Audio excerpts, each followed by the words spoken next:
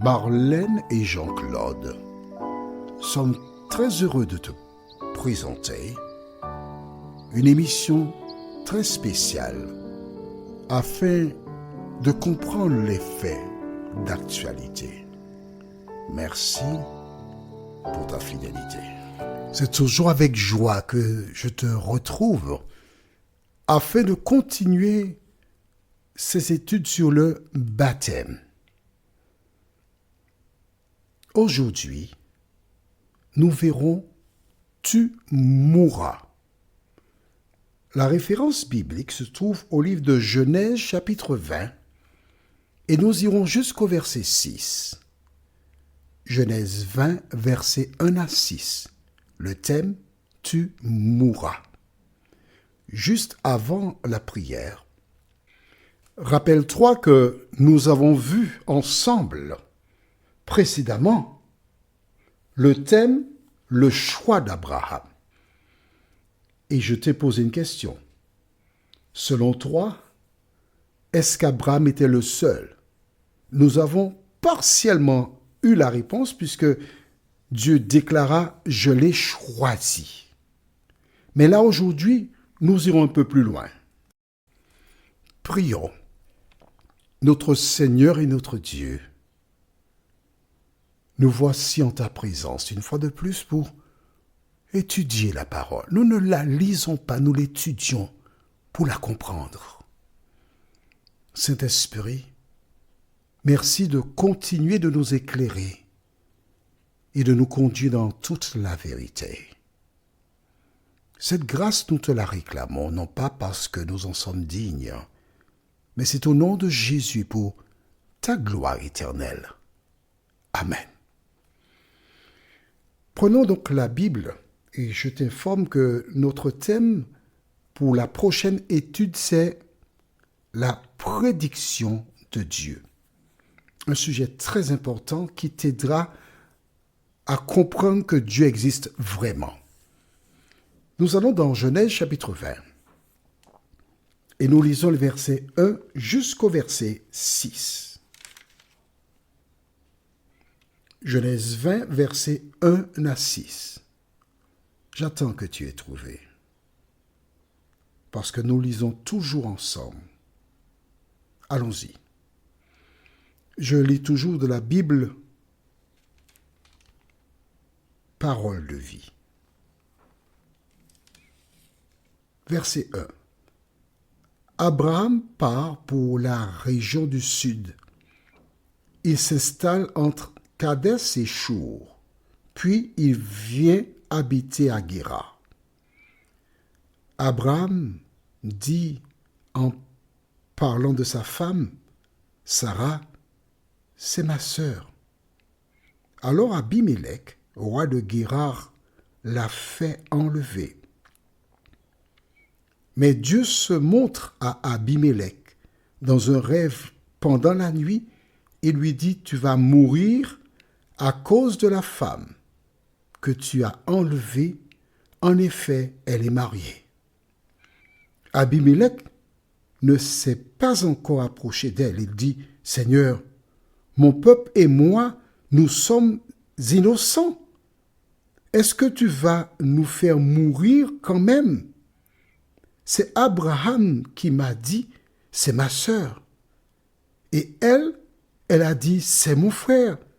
J'étais vraiment sincère et je n'ai rien fait de mal. Dieu lui répond dans un rêve, tu étais sincère, je le sais. Moi aussi. Et c'est moi qui t'ai empêché de commettre une faute contre moi. C'est pourquoi je ne t'ai pas laissé toucher cette femme. Nous arrêtons ici. Nous sommes où? Dans le livre de Genèse chapitre 20. Et tu verras que plus tard, nous lirons des références qui ont rapport avec Abraham. Tu te rappelles? Nous avons lu dans Genèse 18, donc il n'y a pas longtemps, comment Dieu a déclaré « J'ai choisi Abraham ». Donc Abraham n'était pas le seul homme qui connaissait l'Éternel. Ce n'est pas le seul homme qui obéissait à la parole de Dieu. Abimelech aussi avait la crainte de Dieu. Et la Bible nous informe que Sarah était une belle femme, si belle qu'elle a été vantée aux uns aux autres, et le roi Abimelech, ayant regardé Sarah, elle était fort agréable, il la fit enlever, en donnant une dot quand même à son frère Abraham. Mais dans la nuit, Dieu l'arrête. Dieu lui dit, tu mourras à cause de cette femme parce qu'elle a un mari. Explique-moi cela.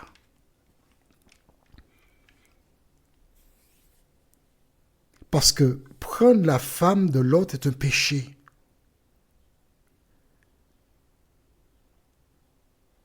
Écris dans ton cahier Jacques 2, versets 10 à 12. Jacques 2, versets 10 à 12. Et il te faut lire ces deux versets qui sont là pour nous éclairer. Pourquoi Dieu a-t-il dit à Abimelech, tu mourras à cause de cette femme?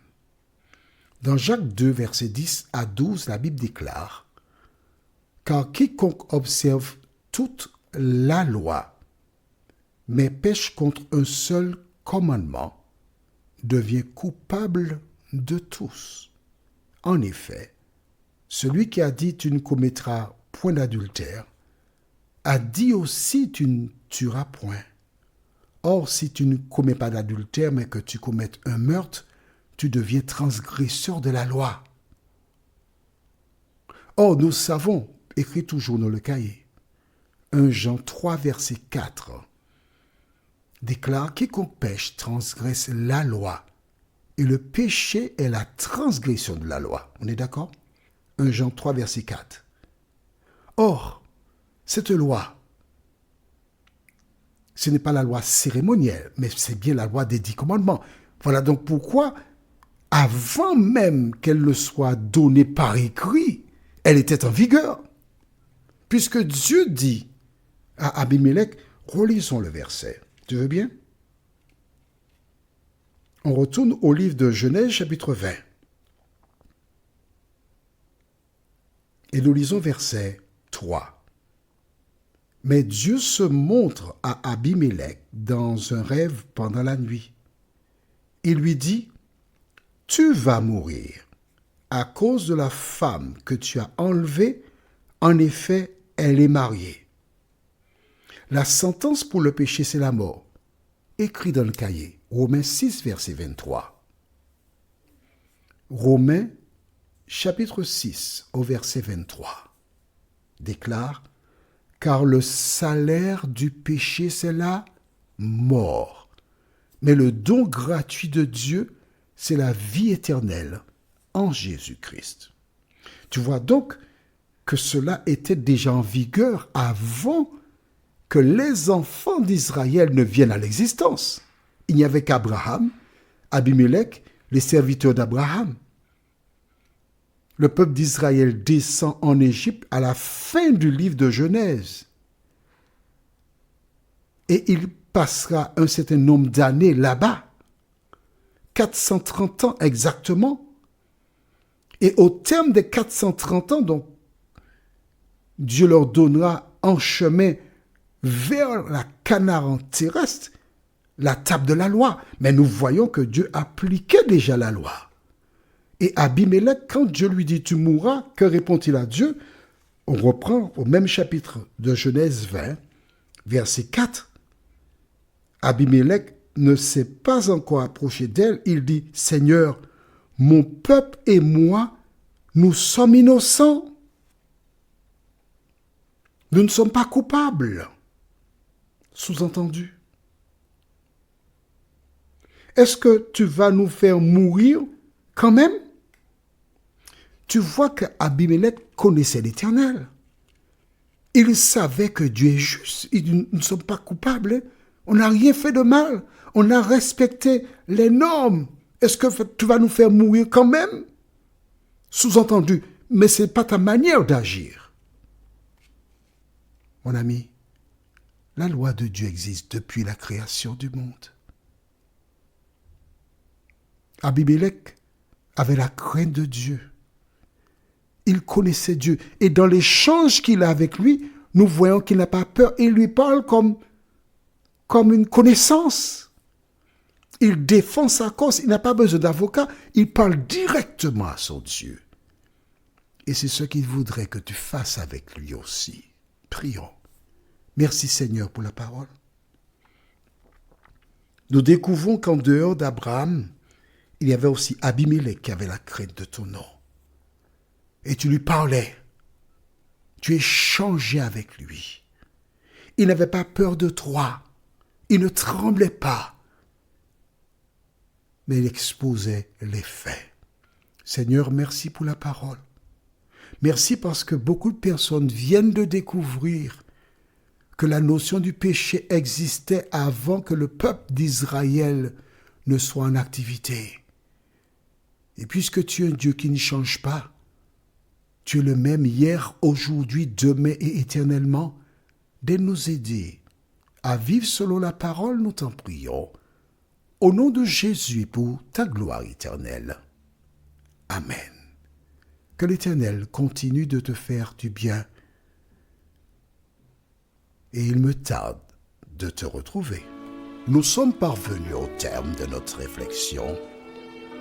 Si d'aventure tu as une question, il te suffit d'envoyer un message par le biais de WhatsApp au numéro suivant, plus 596 696 88 93 93. Et alors Jean-Claude, moi, je me ferai un réel plaisir de répondre à ta question.